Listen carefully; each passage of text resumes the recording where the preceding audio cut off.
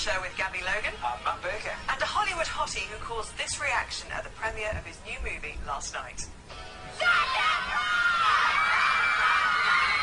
He's the hottest person I've ever seen. He is my perfect man. The inspiration, he's really gorgeous. He's sexy, he's young and I'm old. I based my life on him. He doesn't just act it, he is the role. You come around for dinner, Zac. My mum said you can. We got here at 6 AM this morning. I come all the way from Norway. We've been here since 4 AM. I get him all over Brazil. Well, of course, it's Zac Efron.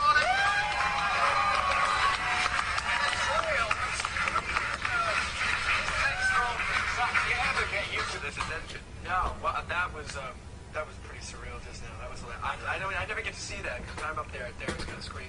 Do you feel slightly guilty? Somebody came from Brazil to see you. I mean, you I know, I hope I that's said a lot of hi. pocket money.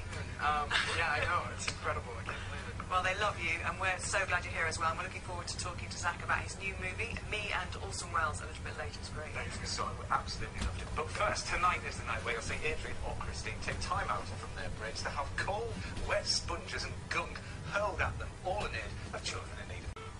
Well, we'll have a for a chat about that in just a moment. But first, Lines for Our Children in Need challenge are now closed. And if you continue to donate, the money will go to children in need. And we will be revealing the result a little bit later on.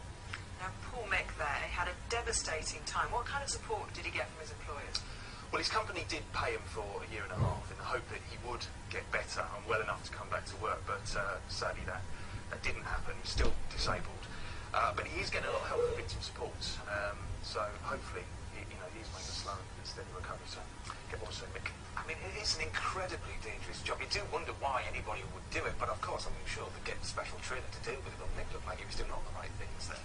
I know, I'm not sure it's a job that I'd want to do. I don't think anyone would say they do it to... It is an incredibly dangerous job. You do wonder why anybody would do it, but of course I'm sure they get special training to deal with it, but Mick looked like he was doing all the right things there. I know, I'm not sure it's a job that I'd want to do. I don't think anyone would say they do it to get paid like a Premiership footballer, but it's something that is very rewarding, they enjoy the job, and it's something they're all proud of doing.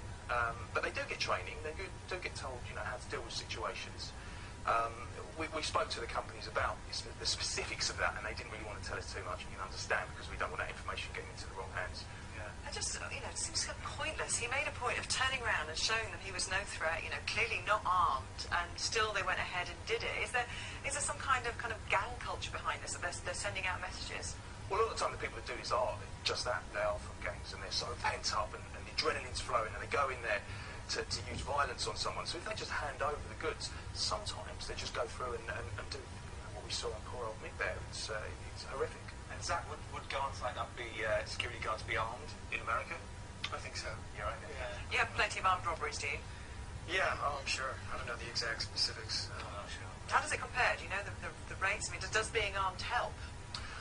Well, I know that in the States, a lot of the couriers do carry firearms, but there are more robberies person for person in the States, so it seems like, if you carry guns, it doesn't necessarily mean there's less robberies. But we have more robbers. Yeah, you've got more robbers, but, your guys have to protect themselves. Yeah, so yeah, exactly. I don't know what the answer is. Okay, thank you very much, Ralph. Next Thursday is, of course, Thanksgiving. Zac, a big day for all Americans. Will you be here? Will you be home? How are you going to celebrate? Man, I'll be home. Hopefully I'll be with my family. We have a pretty big ritual that we do. Well, we thought we'd like to make you feel at home here. Oh, really? Yeah. We've done something rather special for you. We've got you a bit of pumpkin pie. Oh.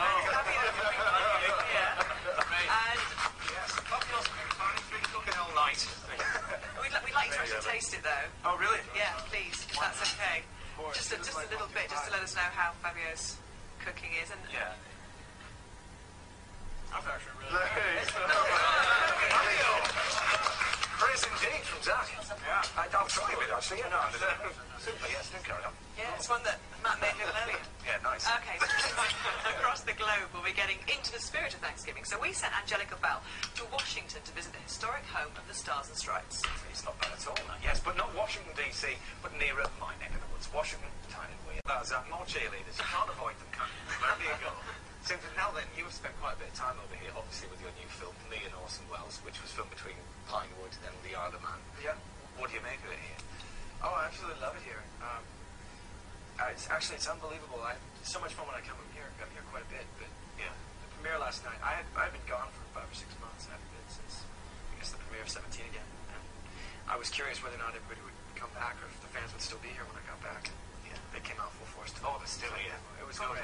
We both really enjoyed the film. You saw it last night, and I saw it yesterday as well. And it's the story of a 17-year-old Richard who meets Orson Welles and then manages to persuade him to give him a part in his play, Julius Caesar. Yeah, Orson. And your character's relationship with Orson, what's that all about?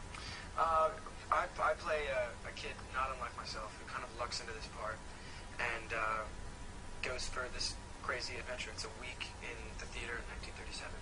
And it's a fantastic look at Orson Welles when he's really in his prime. And it's pretty fascinating. Let's have a little look.